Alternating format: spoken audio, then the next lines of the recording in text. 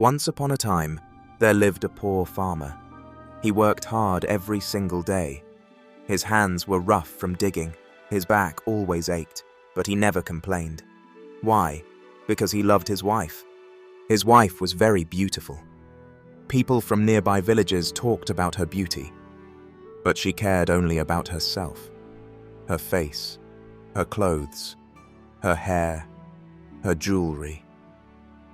She wanted more gold, more silk, more powders and perfumes. The farmer did everything he could. Even when he had little, he tried to give her everything she asked for. He sold his crops for cheap just to buy her things. He borrowed money from others just to make her smile. But no matter what he gave her, it was never enough.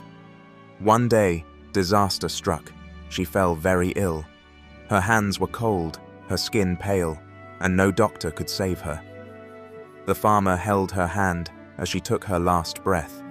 After she died, the house felt empty, silent. The farmer sat by her grave every day, unable to eat or sleep.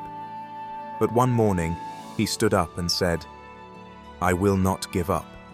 I will bring her back, somehow." He sold the house. He sold the land. He gave away everything and began a long journey. People said there was a place far away, high in the mountains, where gods lived. Maybe, just maybe, they could help. It took weeks to reach the mountain. He walked through storms, over sharp rocks, and across rivers. His clothes tore. His feet bled. But he didn't stop. At the top of the mountain, he found a small hut. An old man with glowing eyes stood outside. The farmer fell to his knees and begged, "Please, I've lost everything. Can you bring my wife back?" The old man looked at him and said something strange. "If you truly love her," he said, "then listen carefully. Take 3 drops of your own blood.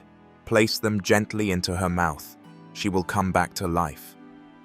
The farmer's eyes filled with hope, but the old man raised a finger. "But beware," he warned. "If she ever forgets your sacrifice, if she chooses the wrong path again, remind her of the 3 drops. That will reveal her truth." The farmer didn't ask questions. Under the tree where they once sat together, he placed her body. With a small knife, he cut his finger. 1 drop, 2 drops, 3. He placed them gently into her mouth and stepped back. Nothing happened at first. Then, a deep wind blew through the trees. The sky darkened. Her fingers twitched. Her chest moved. Her eyes opened. She was alive.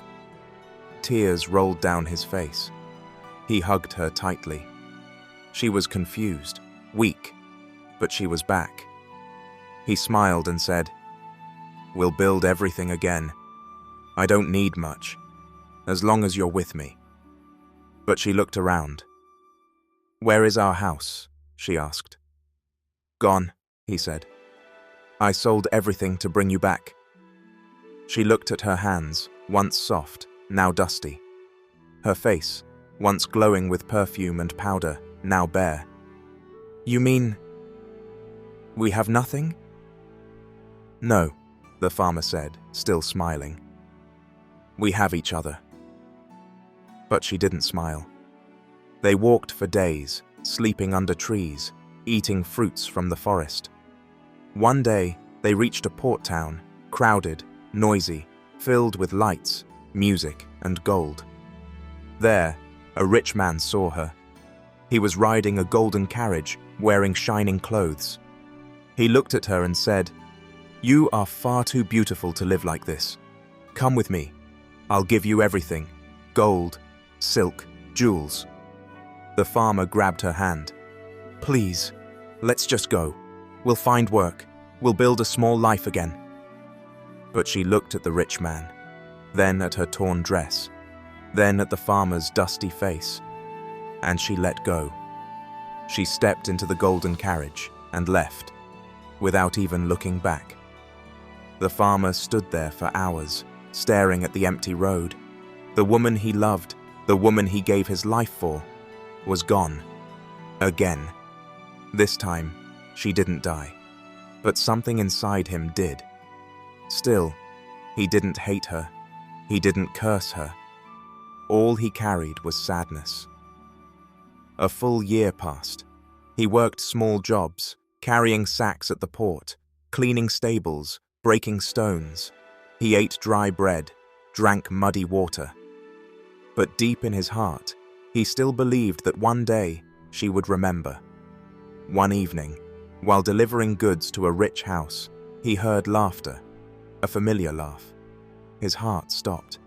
He walked around the corner and saw her. He quietly stepped forward. She looked at him and froze. "Do you know me?" he asked softly.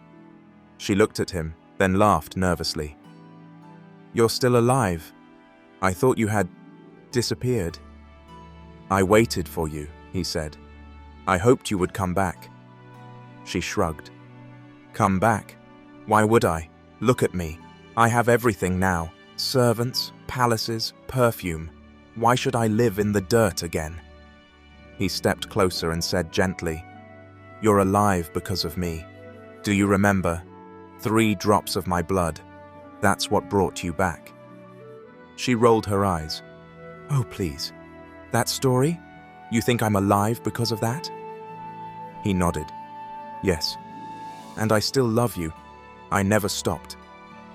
She laughed again, cold and sharp. "Fine. If that's true, I can do the same. Look, watch." She took a small knife, pricked her finger, and let 3 drops of her own blood fall to the ground. But the moment the 3rd drop hit the earth, something strange happened. Her face turned pale. Her hands began to tremble. Her eyes widened in fear.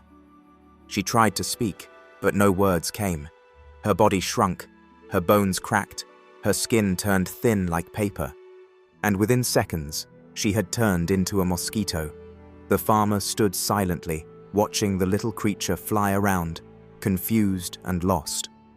From that day on, people say that mosquitoes fly around at night, not just to bite, but to take back the blood they once gave away.